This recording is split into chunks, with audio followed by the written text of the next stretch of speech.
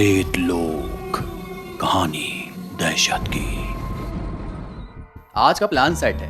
भावेश पहले आरव को पिक करेगा, फिर मुझे। इसके बाद हम निकल जाएंगे नाइट आउट पर।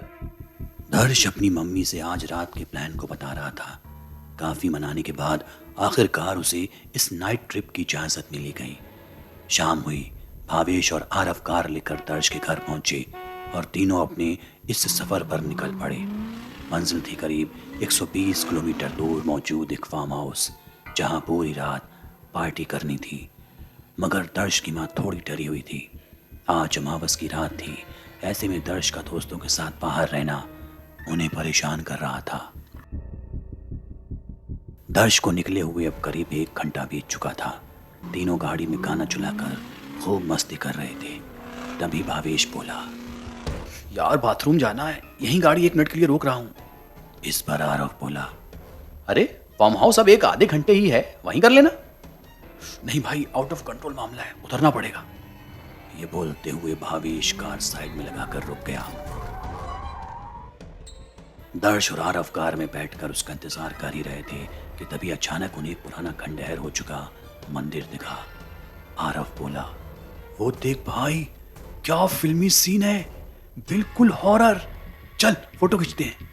दर्श बोला, नहीं भाई, मम्मी ने मना किया था रात में इधर उधर भटकने से।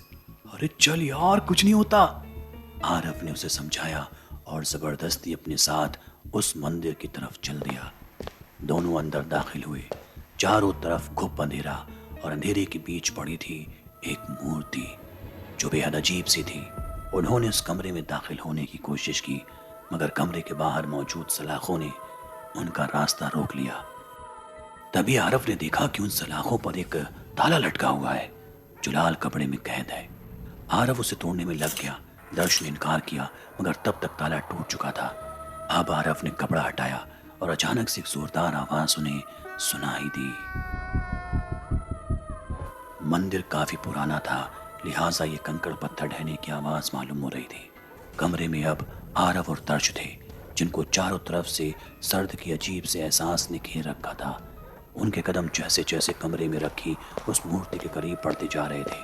आसपास बहती हवाएं तूफान की शक्ल लेने लगी थी। कुछ वक्त बाद आलम यह था कि दोनों का वहां खड़ा होना भी नामुमकिन महसूस हो रहा था। तभी दोनों को भावेश का ख्याल आया। माहौल अब सन्नाटे की गर्द में डूबा हुआ था। तभी अचानक मंदिर की छत पर उन्हें भावेश की चीख सुनाई दी। वो फौरन दौड़ते हुए उसके करीब पहुंचे। भावेश जख्मी हालत में मिट्टी में लिपटा पड़ा था। उसके सीने पर नाखूनों के घाव थे और खून रिसकर फर्श को सुर्ख कर रहा था। बावजूद इसके भावेश की निगाहें बस एकटक किसी मंजर की तस्दीक कर रही थी। जब आरव और दर्श ने पलट कर देखा तो उनके होश वाख्ता हो गए। उनके पीछे मंदिर की छत पर एक राक्षस नुमा परछाई मौजूद थी, जिसकी खाल जली हुई थी। उस राक्षस की आंखें बिल्कुल सुर्ख।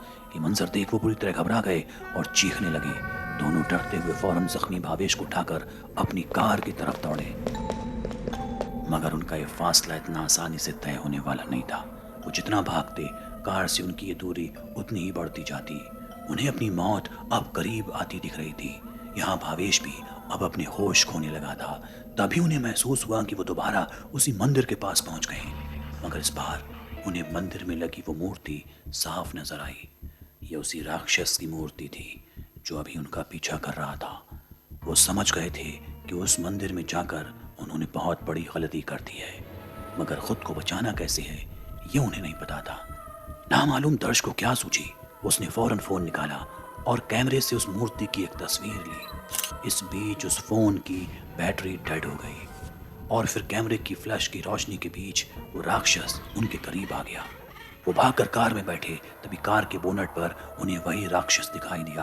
दर्श ने एक्सीलेटर दबाया और कार दोबारा घर की तरफ मोड़ ली। लगातार बिना रुके ड्राइविंग करते हुए महज 45 मिनट में तीनों अस्पताल पहुंचे, जहां भावेश को इलाज के लिए भर्ती कराया गया। तीनों के घर वाले पहुंचे तो दर्श और आरव ने छोटी से एक्सीडेंट का हवाला देते हुए बात को दबा दिया, मगर दर्श की मां ने उसके फोन से वो मंदिर की तस्वीर देख ली। तब तीनों को उस मंदिर की असल कहानी का पता चला। दरअसल कई साल पहले उस इलाके के आसपास एक राक्षस रहा करता था। वो अक्सर मासूम लोगों को नुकसान पहुंचाता, जिससे बचने के लिए लोग हर महीने इंसान की बलि दिया करते थे। मगर जब ये खबर कुछ ऋषि मुनियों को लगी तो उन्होंने पूजा पाठ कर उसका एक मंदिर बनाकर उसमें राक्षस को कैद कर दिया। मगर आरव, दर्श और भावेश की गलती से वो राक्षस फिर से आजाद हो गया। लिहाजा एक बार फिर सालों पुरानी वो घटनाएं दोबारा शुरू होने जा रही हैं।